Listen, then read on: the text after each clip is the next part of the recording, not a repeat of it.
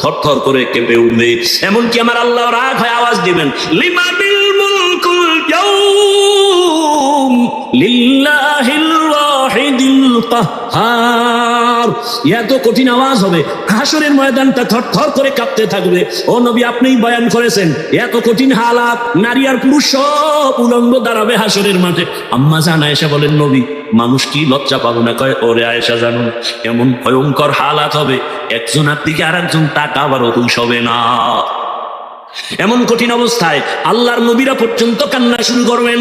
আদম নবী কান্না করবেন, ঈসা নবী কান্না করবেন, ইব্রাহিম নবীর কান্না, মুসা নবীর কান্না, দাউদ পয়গম্বরের কান্না, নূহ পয়গম্বরের কান্না চলবে। নিজের উপায় নাই, কি উপায় হবে সেই চিন্তা, উম্মতের চিন্তা নাই। ইয়া রাসূলুল্লাহ, এক পর্যায়ে আল্লাহ আবার একটা কঠিন আওয়াজ দিবেন, ওয়ামতাজুল ইয়াউমা আইয়ুহাল মুজরিমুন।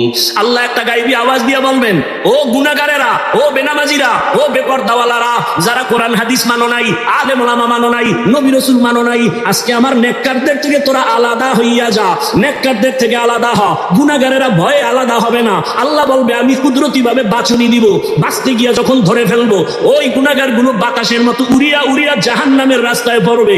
আর আল্লাহ বলবেন, ও আমার নেকাবুল্লাহ, পর্দাওয়ালা নামাজি, সূর্যের গরম মাথায় লাগাইস না, আরশে আজিমের নিচে গিয়ে অপেক্ষা কর, রহমতের নবীর সাথে তোমরা সব জান্নাতে যাইবা।